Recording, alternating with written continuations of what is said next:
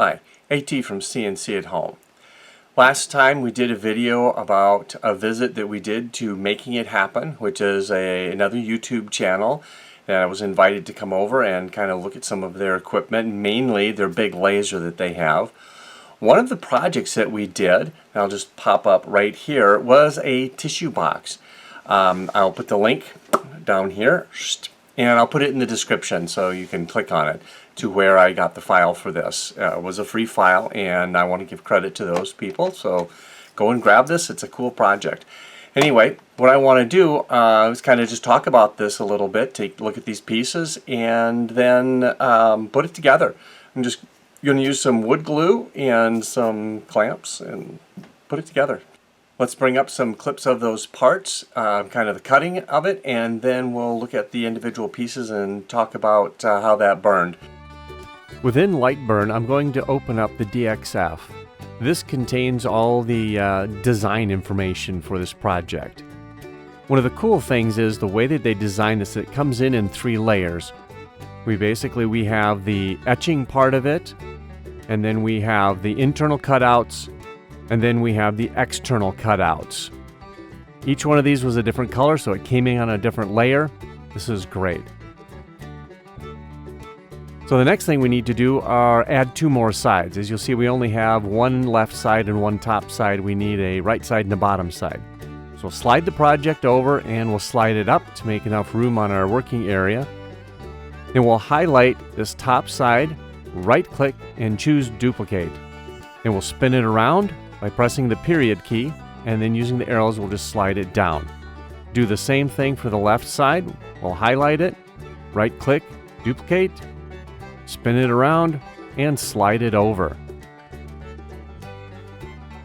This is basically the point of the file that I sent to Leon so that he could do the cutting on his side, and he set all the parameters. He also changed it up a little bit. Here's what it looks like cutting on the machine. We're doing some of those internal cutouts. Now when the project was done, he handed me the parts and he told me what had happened here. On one of these pieces, notice all the scoring and scorching on the back side. It's just really, kind of discolored. This other piece, it's fine. There's no discoloration. We just flip over to the back. This looks great. What could be up here? Well, it turns out he forgot to turn on the air assist when this project started. So this is a really good example of with and without air assist. This is what it looks like without air assist. The rest of the project with air assist. So what I'm going to do is apply some elbow grease and some 220 sandpaper, and voila, cleans up nicely. Took a little bit of work, but I got this front side nice and cleaned. The back side I didn't spend quite as much time on as it's really not going to be visible, so I didn't care as much about that side. Looks good. The next step is to get this glued up. I'm just using some corner clamps and some basic wood carpenter's glue. So I'll get a little bit of glue out onto my finger and get it spread out onto the joint. And we'll put this side piece on with the top piece and clamp it together with the corner clamp.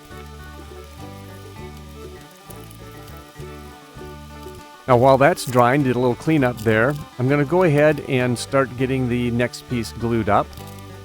And this one I'm not going to use a clamp. I should be able to get that on there nice and vertically just because the other side is vertical. Sizing up some clamps here, we'll get some more glue, and then we'll just put a little bit of glue on these side pieces, and we'll get that put into position, and we'll hold it on with that clamp. It's easier to clean up this glue while it's wet, people. It's water-based. Get it cleaned up right away because otherwise you're going to have to be sanding it off. And that's kind of a hassle.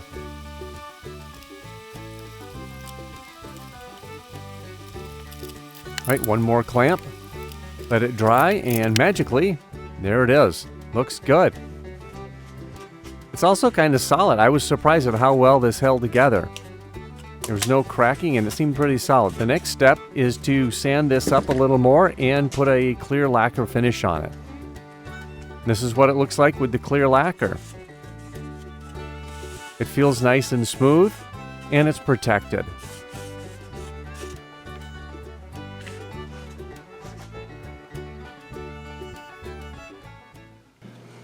That tissue box project turned out really well. This is going to be a either a good present, or I actually might use it right here at my desk. I was able to get a box of tissues to fit in there, so the sizing, this dimension, really tight, so you kind of have to squeeze it in. This dimension, snug, but it fits easily. So this was a great project. Thank you to Making It Happen. Thank you, Leon and Natasha, for cutting this out for me. That was fantastic. It was fun to watch. And in our next video, what I like to do is go into a little more depth into the laser that they have. We'll kind of see some of the inner workings of the laser, and also I will try to give a high-level explanation of how a CO2 laser works. So that's what we'll do next time. If you like this video, give us a like. And if you like the content that our channel does, please think about subscribing. That really helps us out. So until next time, have fun with your CNC at Home project.